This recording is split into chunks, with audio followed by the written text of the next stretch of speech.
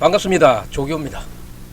오늘은 한동훈 법무부 장관이 말씀했는 얘기를 한번 들려보겠습니다. 26년간이나 방치됐던 사형시설을 제대로 점검하라 하는 이런 한동훈 법무부 장관의 지시가 있었습니다. 이 얘기는 어떤 얘기하고 일맥상통되나 하면은 며칠 전에 제가 방송한 바 있습니다. 대구의 대구시장 홍준표 대구시장이 우리도 이 흉악범에 대해서 사형 집행하자 이 얘기하고 연관이 있는 것 같습니다. 그래서 지금 이 사형 집행 현황을 보게 되면은 1997년도 12월 달에 23명이 마지막으로 사형이 집행되고 나서 26년간 저희 한국은 실질적으로 사형 집행 실적이 없어가지고 사형 폐지 국가로 분류가 되어 있었습니다. 그런데 지금 한동훈 장관이 사형 시설을 제대로 점검하라 이렇게 명령했다고 지금 전달받고 있습니다. 사형이 확정된 후에 미집행되어 있는 이런 사람들이 몇 명인가 하면은 59명입니다. 59명인데 여기에 대표적인 인물로 보면은 연쇄살인범 유영철, 강호순, 정두영 이런 사람이고, 우리나라에 지금 사형 집행 시설이 되어 있는 그런 구치소나 교도소는 서울구치소하고 부산구치소, 그 다음에 대구교도소, 대전교도소 이 네 군데가 되어 있는데, 이 59명 중에 지금 상당히 이름을 날렸던 그런 사람들은 누군가 하면은 맨 앞에 보이는 유영철, 강호순, 정두영 이런 사람들입니다. 이런 사람들인데 이 한동훈 장관이 제대로 점검하라고 했는 내용을 한번 살펴보겠습니다.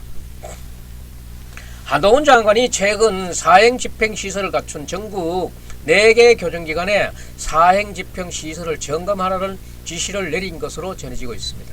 국내에서는 1997년 이후 사형 집행이 이루어지지 않았습니다. 이로 인해 가지고 구치소나 교도소에 있는 사형 집행 시설은 그동안 사실상 방치됐던 상태입니다. 전국 교정기관 가운데서 사형 집행 시설을 갖춘 곳은 서울구치소와 부산구치소, 그 다음에 대구교도소와 대전교도소 이 4곳입니다. 한동훈 장관은 지난주 이 4곳에 대해서 사형 제도가 존속되고 있는 상황이니 시설 유지를 제대로 하라고 지시한 것으로 전해졌습니다. 한국은 사형 제도를 유지하면서 장기간 사형 집행을 하지 않아 가지고 실질적으로 사형 폐지국으로 분류되고 있는데, 김영삼 정부 때인 1997년 12월 사형수 23명에 대해서 사형 집행한 것이 마지막에 있습니다. 이듬해 2월 출범한 김대중 정부 때부터 현재까지 사형 집행은 한 건도 없었습니다. 최근에 신림동, 서현동, 흉기난동, 신림동 공원 성폭행 사망사건 등 흉악범죄가 잇따르면서 예방책이 논의되면서 일각에서는 사형 집행 중단이 사형제가 폐지됐다는 잘못된 신호를 범죄자들에게 주고 있는 것으로 지적되고 있기 때문입니다. 한동훈 장관이 이번에 지시를 한 것을 두고 법조계에서는 당장은 아니더라도 언제든 사형 집행을 할 수 있다는 가능성을 열어놓은 것이라는 분석을 하고 있습니다.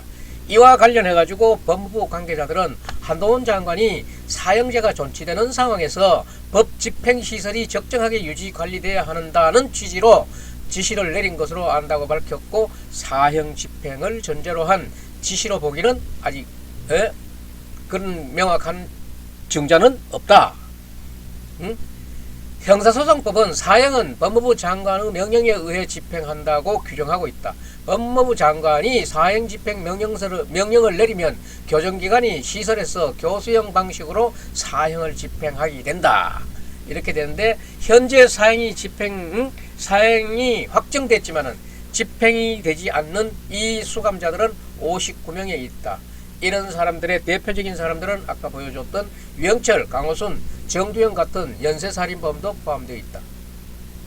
이 중에 유영철이 같은 경우에는 2003년부터 2004년까지 서울 시내에서 17차례에 걸쳐서 노인과 부녀자 21명을 연쇄살인하고 방화, 사체 유기 등 범죄를 저지른 것으로 조사됐고, 피해자 시체 11구를 토막 내 안매장하고 3구는 불에 태우는 등 범행 방식도 아주 엽기적이었습니다. 유영철은 수사 과정에서 근거되지 않았으면 100명도 더 살해했을 것이라는 이런 그때 풍문이 돌았어요. 시체 장기 일부를 먹었다고 진술한 것으로 알려져가지고 세상 사람들의 공분을 크게 샀던 유영철입니다. 유영철은 법원이 증거가 충분하지 않다며 무죄로 판단한 살인사건 한 건을 제외하고 20명에 대한 살인 혐의가 적용돼서 사형을 확정받은 사형수입니다. 그리고 강호수는 아내와 장모 등 여성 10명을 살해한 혐의로 2009년 기소되었고, 강호수는 1심에서 2005년 장모의 집에 불을 질러 아내와 장모를 살해하고 2006년부터 2008년까지는 부녀자 8명을 납치해 살해한 혐의가 인정돼서 사형을 선고받았습니다. 강호수는 보험금을 타낼 목적으로 장모 집에 불을 낸 것으로 조사됐고, 강호수는 2009년도 2월 2심에서는 사형을 선고받았는데 대법원에 상고하지 않아 2심에서 사형이 확정됐습니다. 그리고 정두영은 1998년도부터 2000년까지 부산과 경남, 대전 등지에서 강도살인 23건의 범죄를 저질러서 노인과 부녀자 그 다음에 9명을 살해하고 10명을 다쳐간 혐의로 2001년에 사형이 확정된 수감자입니다. 이들은 수감 태도도 불량한 것으로 전해졌다. 그 중 한 명은 교도관 폭행도 저질렀다고 한다. 정두영은 대전 교도소에 복역하던 중 2016년 작업용 플라스틱 파이프를 연결해 만든 사다리로 교도소 담을 너머에다가 발각되기도 했다. 유영철은 대구교도소, 강호순하고 정두영은 서울구치소에 수감돼 있다. 한 법조인은 이 흉악범들이 법무부가 사형집행시설을 보수했다는 소식을 듣고 긴장하고 있는 것으로 알고 있다고 전해지고 있습니다. 법무부가 가석방 없는 종신형 입법 예고를 또 서둘러야 되지 않나, 이런 지금 여론들도 많이 나오고 있습니다. 사형제에 대한 여론은 존치해야 한다는 쪽이 우세한 상황이고, 지난 2021년 한국갤럽 여론조사의 응답자 1007명 중에 779명 77.3%가 사형제를 유지해야 된다고 답했고, 또 사형 유지 의견 중에는 95.5%가 흉악범에게는 사형 집행해야 한다는 응답을 받고 있습니다. 그런데 헌법재판소는 1996년과 2010년 사형제에 대해 2차례 합평 결정을 내린 바도 있는데, 이후 사형제 폐지에 대한 세 번째 헌법소원 이 사건이 접수돼서 현재 헌재가 심리 중에 있는 건도 있습니다. 또 법조인은 최근 헌재 재판관 구성 변화, 그 다음에 흉악범죄에 대한 여론 등을 감안할 때 이번 헌법소원 사건에서도 위헌 결정이 나올 가능성은 작아 보인다. 그걸 존치해야 된다, 이런 얘기예요.